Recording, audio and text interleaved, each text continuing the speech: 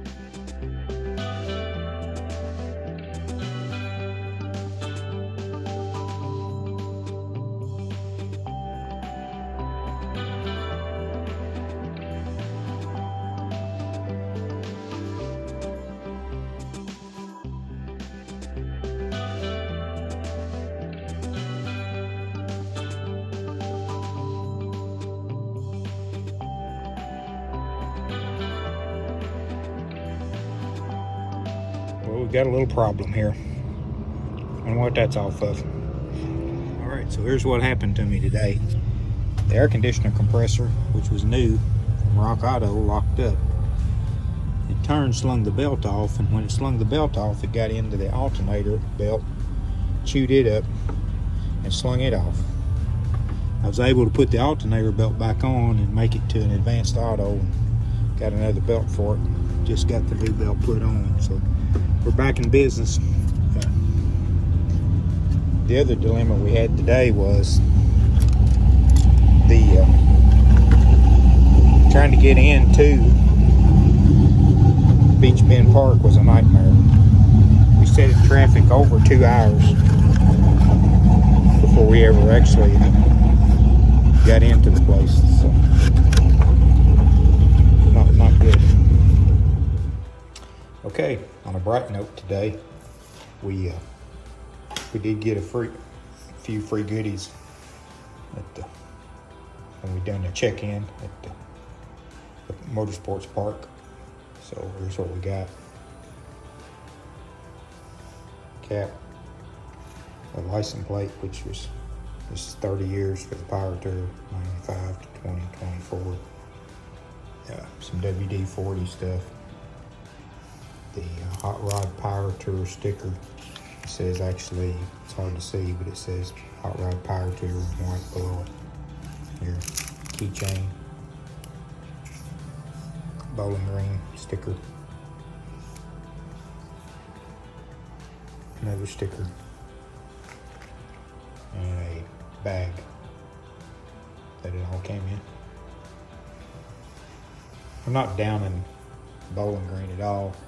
However, I think, from my opinion, the Power Tour shouldn't be at Beach Bend with the access they have to the park there. It was, 2 hours is a lot for my truck. Obviously, would have run hot had I broke that belt during that time, but I didn't, and the air conditioner was still working then, and everything was good going in. But there were so many guys sitting beside of the road that had, overheating problems. Pull it off, just shut off, wait. Traffic was just barely crawling. It took us from the time we got within about 3 miles of the place, we was over 2 hours getting into the park, which is really, really bad.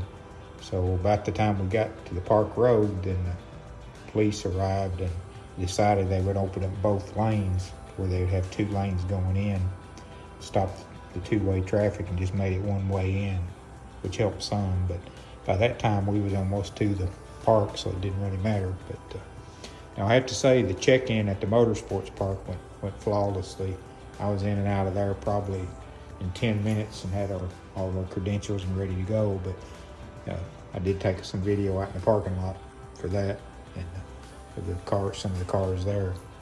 But Bowling Green, Beach Bend, by the time we got there was cars already, most of them was starting to leave, and bottleneck jamming there. And if I'd had it to done over, I'd have probably left it earlier this morning early, and tried to get there. But I'm not sure that would have helped either, because you're talking, I don't know, there was probably 5,000, maybe 6,000 cars. I don't know, a bunch. I don't know what the official number was, but it was a lot. And just no way that they can handle the traffic they have going in there. So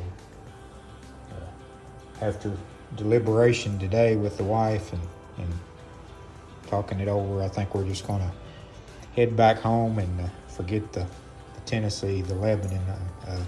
Actually just don't want to take a chance on going that much further and maybe getting down there and getting in the same kind of mess. However, I think they do have better facilities there. They're used to handling NASCAR races and what have you, so they probably got a lot better ingress than they do egress down there. Down here it's bad both ways. But I didn't mention that fact, but it took us about 45 minutes to get out of the park, get back out on the road to head back to the motel here. So, but it's a learning experience. Would I do it again? Probably not. I think I'll just stick with the street rods in Louisville the local cruises, and call this an experience that I did one time and don't want to do again. So thanks for watching. Have a good day.